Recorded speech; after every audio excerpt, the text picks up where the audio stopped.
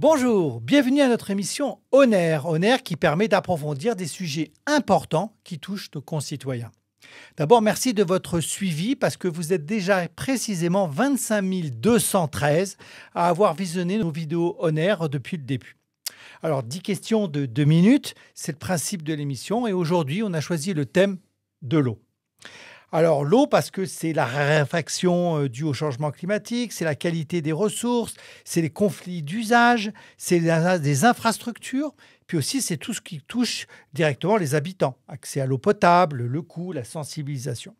Pour répondre à nos questions, nous avons donc proposé comme invité Olivier Sarlat, donc, qui est le directeur Région Sud chez Veolia. Bonjour Denis. Voilà. Bonjour Monsieur Sarlat. Et merci d'avoir joué le jeu pour cette émission. Alors, première question. D'abord, c'est quels sont les principaux défis qui sont liés à la raréfaction des ressources en eau en Occitanie? Alors, on pense par exemple aux prévisions de baisse, puisqu'on dit qu'il pourrait même baisser de 40 à 50%. Et puis, comment Veolia, justement, anticipe ces évolutions pour sécuriser l'approvisionnement en eau pour les habitants? C'est vrai que l'eau, c'est un véritable marqueur du changement climatique par ses manques et par ses excès. Et c'est vrai que si on se projette quelques années en arrière, en 2022, quasiment tous les départements français ont été touchés par des restrictions d'usage de l'eau. Donc, ce n'est pas une vue de l'esprit, ce changement climatique. Effectivement, cette diminution des débits des cours d'eau, cette diminution des recharges des nappes souterraines, c'est un vrai défi auquel nous allons devoir faire face collectivement, quels que soient les usages. Et donc, Veolia, on est là pour apporter des solutions aux collectivités pour assurer cette résilience hydrique des territoires pour que tout le monde puisse demain avoir de l'eau, que ce soit dans le secteur touristique, économique, les populations, l'agriculture.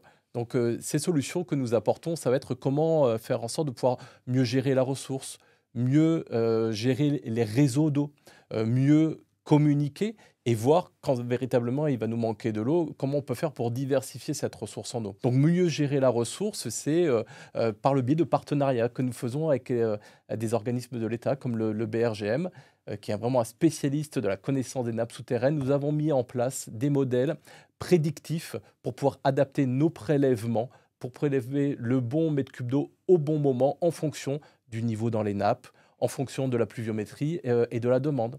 Sur les réseaux, on est là pour proposer des solutions aux collectivités pour être encore plus efficients dans la gestion de ces ressources. On a développé des techniques que tout le monde, entre guillemets, connaît. C'est-à-dire qu'on a des gens qui vont écouter les réseaux d'eau pour essayer de détecter les fuites. On est venu mettre un petit peu d'intelligence artificielle pour augmenter encore les capacités de nos chercheurs de fuite.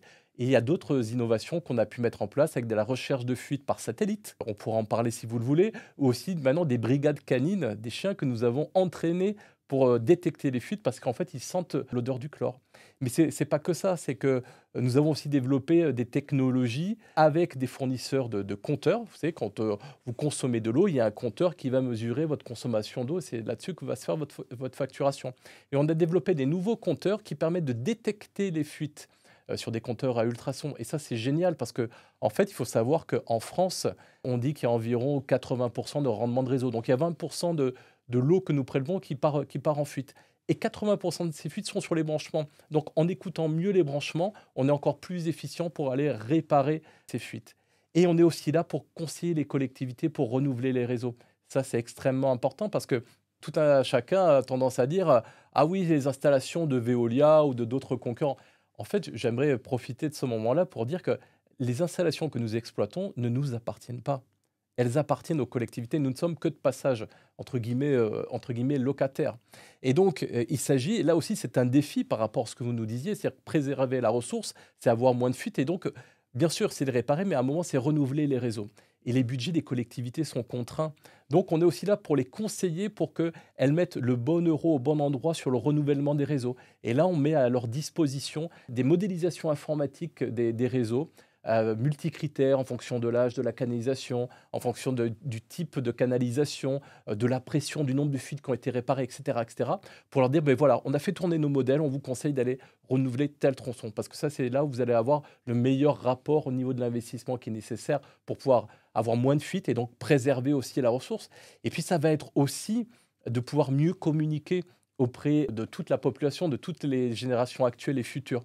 Donc, on a des actions de communication auprès des scolaires, auprès des associations, du grand public. Et on va, sur nos contrats, distribuer aussi, en même temps qu'on fait de la sensibilisation, des kits d'économie d'eau qu'on va pouvoir mettre chez soi pour aussi réduire sa consommation en eau et donc réduire les prélèvements. Et on pourrait aussi parler, une fois qu'on a fait tout ça, mais comment, si encore on manque encore d'eau, qu'est-ce qu'on fait? C'est-à-dire qu'on le dit, s'il y a moins d'eau dans les rivières, moins d'eau dans les nappes souterraines, mais peut-être qu'il faut se poser la question de comment on diversifie en fait nos ressources en eau. Et là, on peut parler de réutilisation des eaux usées traitées ou encore de dessalement d'eau de mer ou d'eau saumâtre. Justement, ça permet de faire la liaison avec ce qui s'est passé dans l'Aude ou les Pyrénées-Orientales, qui depuis 2 ans, en tout cas, vivent des étés très compliqués, jusqu'à peut-être même arriver à avoir moins d'eau au robinet, c'est-à-dire Mm. avoir des heures peut-être même de fermeture. Donc, qu'est-ce qu'on peut faire par rapport à des départements comme ça, qui vivent des situations des fois extrêmement difficiles? C'est vrai que c'est les 2 départements, j'allais dire, c'est, tout ce qui va être mis en place sur ces départements, c'est un peu le laboratoire de tout ce que demain, peut-être, il faudra mettre en place en France. Parce que, quand on regarde, justement autour de l'arc méditerranéen et qui voit une accélération du changement climatique par rapport à d'autres endroits du monde, c'est là où on a les plus forts épisodes de manque d'eau. Enfin, les Pyrénées-Orientales, vous en parlez. Il faut savoir que sur les 2 dernières années, il y a eu moins de 250 millimètres d'eau qui est tombée. C'est comme si on était dans une zone aride. Ça vient en fait se recouper avec le sentiment qu'ont les Français. Plus de 80% des Français en fait, craignent le manque d'eau. Et donc, ces départements, effectivement, il faut les accompagner. Là aussi, on est là pour conseiller, Veolia, on est là pour conseiller les collectivités, les communes, les intercommunalités, en lien après avec les départements et les régions.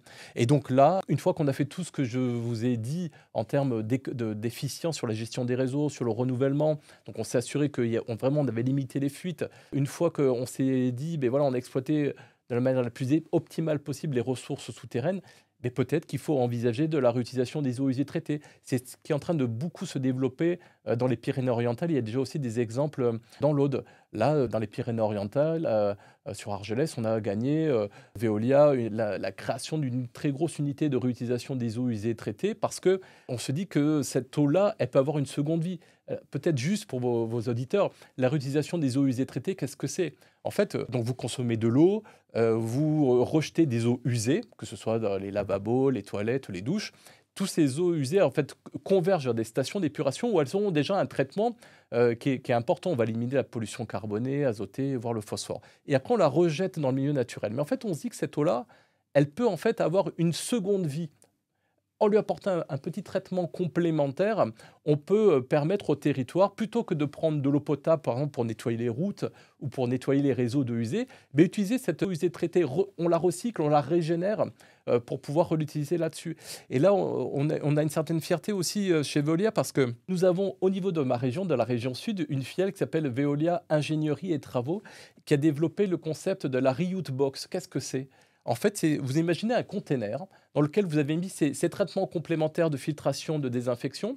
C'est un petit peu du plug and play, c'est-à-dire que vous venez sur votre station d'épuration à la sortie, vous venez brancher en fait ce container sur la sortie de la station d'épuration, vous apportez ce traitement-là, et après, cette eau usée, vous pouvez la réutiliser pour les besoins de l'usine, et après pour les usages dont je vous parlais, y compris aussi pour la viticulture et de l'arboriculture.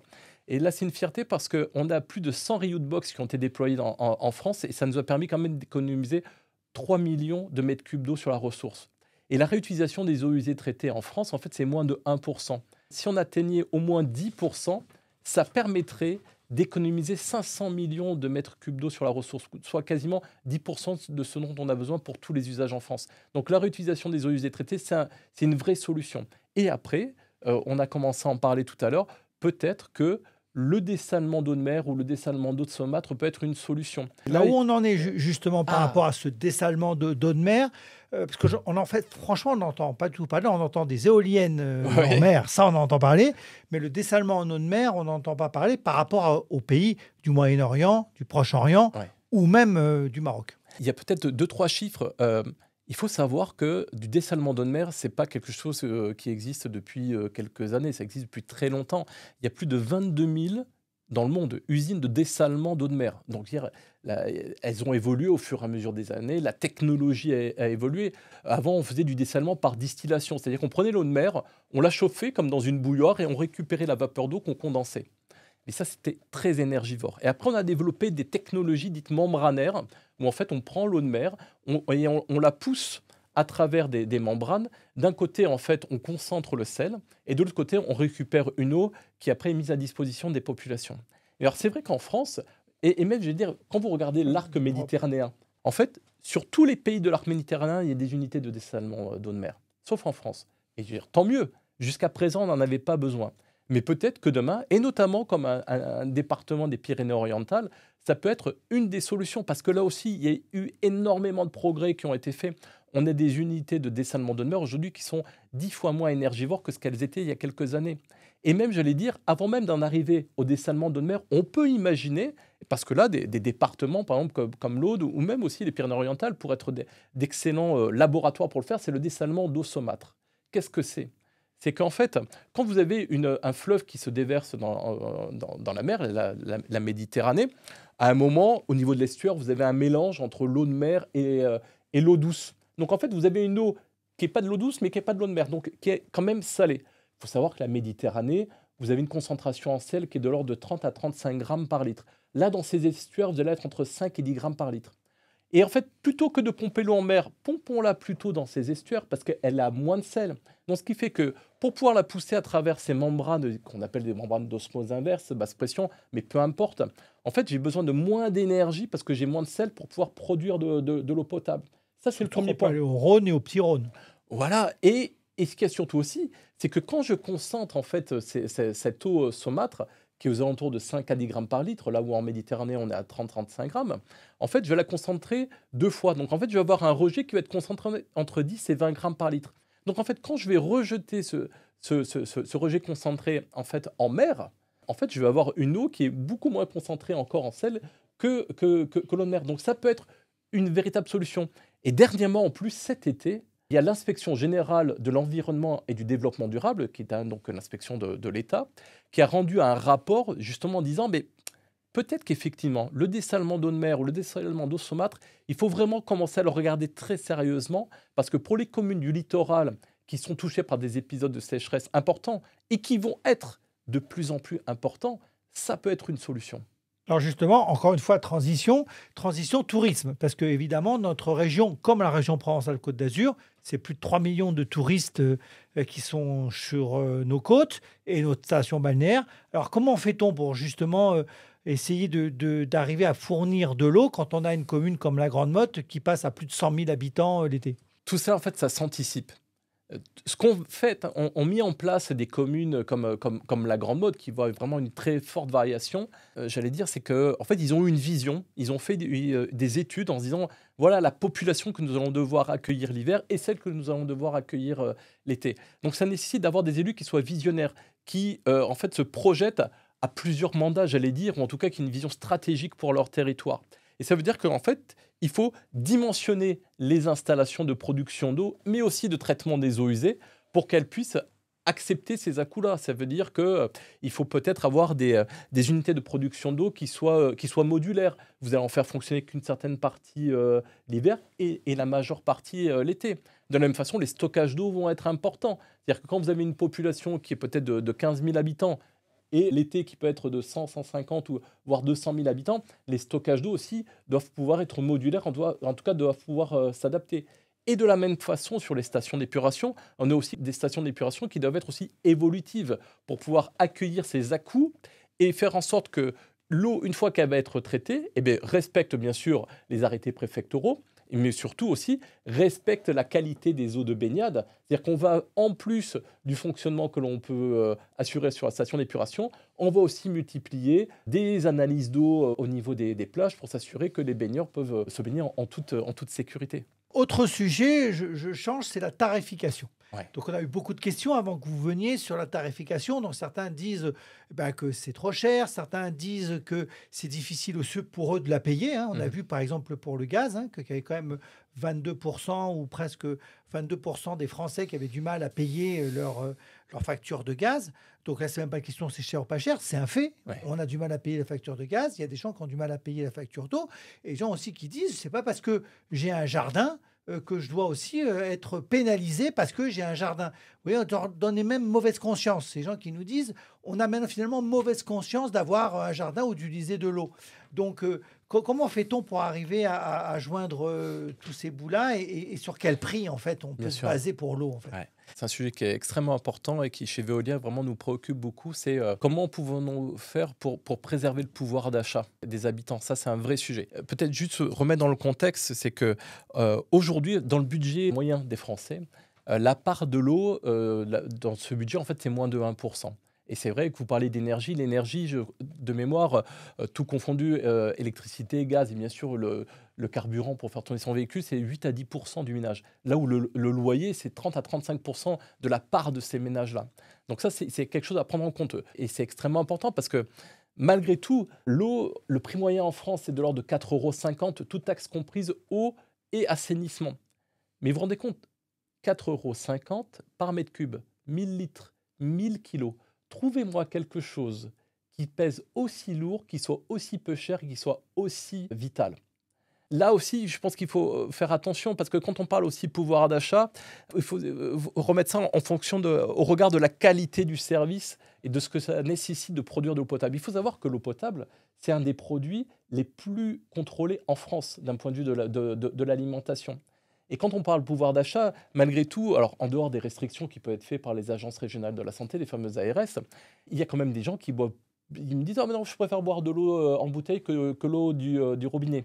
Moi, je respecte ça, j'ai pas de problème. Mais quand on parle de pouvoir d'achat, il faut juste savoir que boire 1 litre d'eau minérale en bouteille, ça coûte 200 à 300 fois plus cher qu'1 litre d'eau du robinet. Donc, une fois qu'on s'est dit ça, qu'on a remis ça dans le contexte, il y a quand même des gens qui sont en grande difficulté financière. Donc là, il y a des solutions au niveau Veolia que nous pouvons proposer aux collectivités. Par exemple, des tarifications dites éco-solidaires. C'est-à-dire que, en fait, on va partir d'un prix de l'eau au mètre cube très bas et en fait, on va le faire augmenter au fur et à mesure. Donc en gros, plus vous allez consommer d'eau, plus vous allez payer cher. Et même avec certaines collectivités, par exemple, je pense au syndicat mixte de Gary-Campagne, qui se trouve juste à côté de la métropole de Montpellier. Nous avons imaginé, avec son président Jacques Gros et son directeur Christian Moreno, une tarification qui a les 15 premiers mètres cubes qui sont gratuits et qui après augmente de manière plus importante. Donc plus vous consommez, plus vous payez cher. Et en plus, elle est aussi saisonnière, c'est-à-dire qu'il y a cette progressivité, on va la retrouver l'été et l'hiver, mais l'été, vu que la ressource est encore un peu plus contrainte du fait de la consommation plus importante, la tarification va être un petit peu plus importante. Donc ça, on peut le mettre en place parce que cette tarification éco-solidaire permet aux ménages qui n'ont pas les moyens d'avoir une facture d'eau qui est vraiment limitée. Et pour ceux encore qui manqueraient encore, qui seraient encore plus en difficulté, on met en place avec des collectivités ce qu'on appelle les chèques eau. C'est-à-dire qu'on prend une partie de notre rémunération que l'on consacre en fait à redistribuer aux CCAS, les centres communaux d'action sociale, en lien avec eux, pour que ces personnes qui sont en grande précarité, on puisse leur donner des chèques. Par exemple, sur la métropole de Perpignan, sur la durée du contrat, c'est plus de 1,8 million d'euros qui vont être distribués de cette manière-là. Et même en plus de cette tarification ou de ces chèques eau, on met en place des actions de sensibilisation, on commence à en parler tout à l'heure, où on va distribuer aussi à ces foyers-là aussi des kits d'économie d'eau pour pouvoir aussi leur donner des bons conseils pour pouvoir avoir une consommation qui soit la plus sobre possible. On a parlé de la sécheresse. Est-ce qu'on peut risquer encore des inondations? Pourquoi je vous dis ça? Parce que Nîmes a fêté tristement les 10 ans de ces Le grandes, 3 octobre dernier, voilà, oui. grandes inondations. J'ai même été visiter un tunnelier qui Ouais. passe maintenant sur toute une partie de Nîmes pour drainer les eaux, un chantier d'ailleurs très très important. Qu'est-ce qui se passe? Est-ce qu'on peut encore risquer des inondations dans le sens en lien avec les problèmes d'eau que ça pourrait avoir?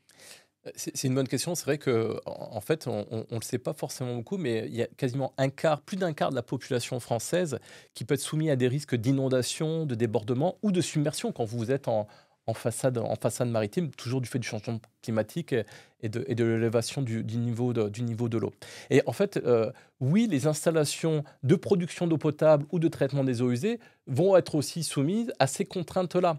Et donc tout cela aussi, ça s'anticipe. C'est-à-dire que, par exemple, on a passé un partenariat avec une société qui est bien connue ici sur l'environnement montpelliérain qui s'appelle Predict Service, qui est dirigée par Alix Roumaniac et qui a un véritable savoir-faire et qui nous accompagne sur la préparation de nos équipes par rapport à des phénomènes climatiques importants, de fortes pluies, des orages qui pourraient mettre à la fois notre personnel qui interviendrait en difficulté, ou en tout cas en danger, et aussi abîmer les installations. Donc on déploie avec eux en fait des plans de prévention pour que, en fonction de ce qui va se passer 3 mois avant, ils nous disent regardez, dans les 3 mois à venir, vous risquez d'avoir tel et tel type d'épisode pluvieux, commencez à préparer le matériel et les installations.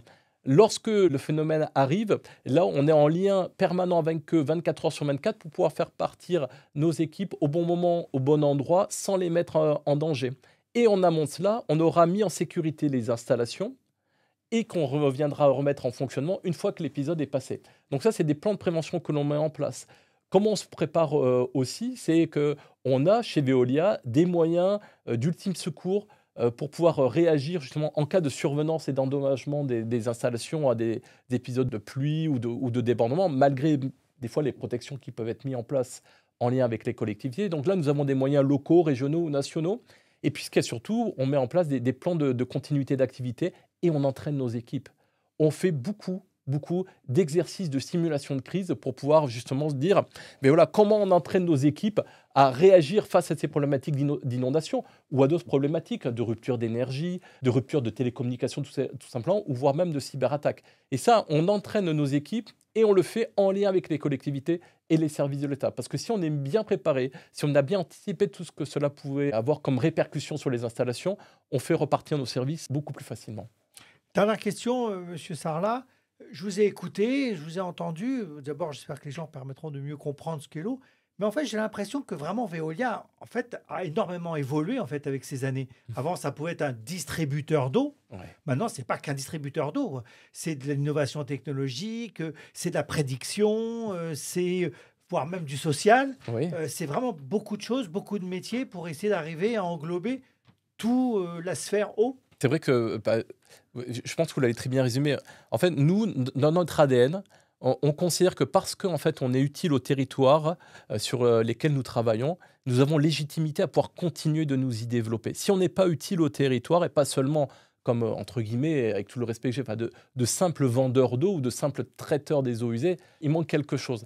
Ce que l'on fait quand on travaille sur un territoire, en fait, c'est pas que Veolia qui travaille, c'est tout un écosystème de partenaires. Ça peut être des partenaires économiques, associatifs, ou voire même aussi de centres de recherche. On passe énormément de partenariats pour pouvoir, notamment, là, sur les eaux usées, faire des eaux usées, la vigie sanitaire des collectivités d'un point de vue innovation pour détecter les virus et donc apporter aux collectivités des informations pour pouvoir peut-être adapter des campagnes de sensibilisation ou de vaccination. Lorsqu'on travaille avec des partenaires économiques sur des territoires, il faut savoir que sur le chiffre d'affaires qui rentre au niveau de mon activité, quasiment 70 à 80% de ce chiffre d'affaires en fait, est réinjecté dans l'économie locale, que ce soit au travers des personnes que nous employons, mais aussi, surtout, des fournisseurs, des partenaires sous-traitants avec lesquels nous travaillons. Et aussi, nous sommes là pour pouvoir accompagner les associations et peut-être même aussi certains clubs sportifs pour à nouveau faire de la sensibilisation, faire de la pédagogie, sensibiliser aux problématiques liées au changement climatique et aux impacts sur l'eau, pour que tout un chacun ait le bon niveau de connaissance pour que les décisions qui vont devoir être prises d'un point de vue politique, maintenant, pour pouvoir faire face à ce qui va nous arriver d'ici quelques années, on en parlait au début de cette interview, soient mis en place et surtout soient bien comprises. Parce qu'on part du principe que les investissements qu'on ne fait pas maintenant, en fait, nous coûteront beaucoup plus cher si on doit les faire une fois qu'on sera dans le mur. Donc, on a ce rôle-là de sensibiliser, d'informer, de former toutes les parties prenantes, les générations actuelles et les générations futures, faire travailler tout un écosystème avec nous parce qu'on réussit collectivement. L'intelligence collective est beaucoup plus forte qu'un simple savoir-faire d'une seule entreprise et surtout en lien avec les collectivités qui nous font confiance. Et je vais dire presque qu'on est là, bien sûr, pour répondre à leurs attentes explicites, mais aussi des attentes implicites, et puis leur donner aussi une certaine vision de ce que pourrait être un futur, et puis après, qu'ils puissent faire les choix en toute connaissance de cause. Écoutez, j'espère que l'eau est bien gardée, et bien préservée. On s'y attache. En tout cas, merci Monsieur Sarlat. C'était donc une émission en air consacrée à l'eau. Et puis, je vous attends dans une prochaine émission sur encore un autre sujet. Au revoir. Merci beaucoup. Au revoir.